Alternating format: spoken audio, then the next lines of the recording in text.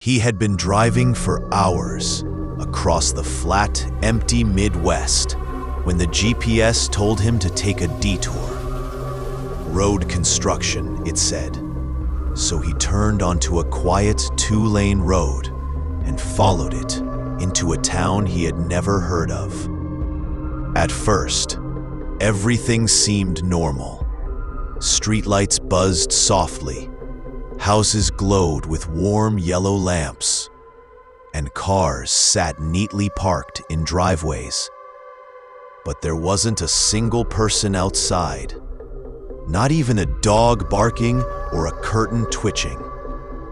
The deeper he drove, the more wrong it felt.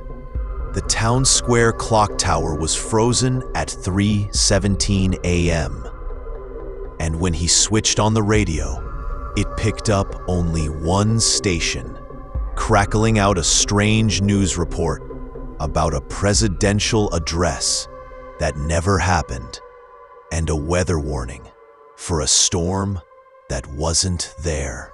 Curious and a little uneasy, he parked near a diner, its neon sign flickering, and stepped out. The bell above the diner door jingled as if someone had just entered before him. But inside it was empty. Plates of half-eaten food still on the tables, coffee steaming as though someone had just taken a sip and vanished. He called out, but the sound seemed swallowed by the room. When he tried to leave town, every road circled him back to the same intersection, with the frozen clock tower looming over him.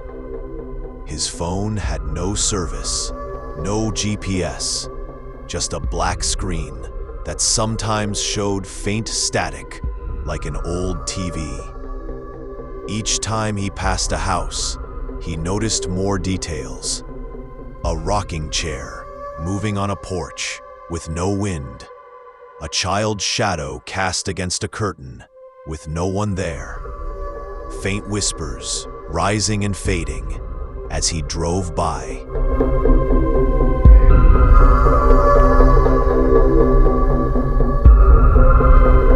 Soon he could hear footsteps following him, crunching the gravel behind him when he walked, stopping when he turned around. By now his nerves were raw, every sound too sharp, every shadow too long. At the gas station,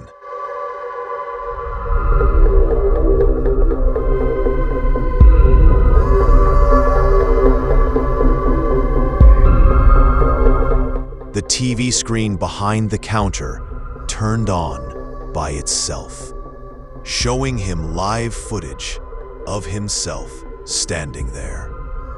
But in the video, there was a tall, dark figure standing behind him, motionless, watching. He spun around, but the station was empty. Panic rising. He jumped into his car and sped toward the highway, but every sign led him back to town, like the roads had twisted into a loop. Hours passed, yet the sky never changed.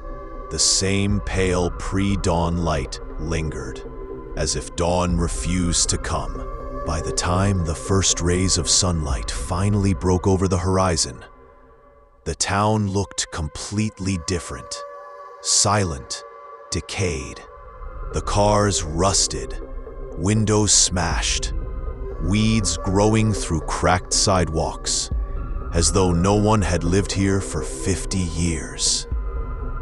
He floored the gas and didn't stop until miles later, where the landscape suddenly returned to normal, birds singing and sun fully up. When he finally dared to look in the back seat, he found a folded town map lying there, even though he hadn't taken anything from the diner.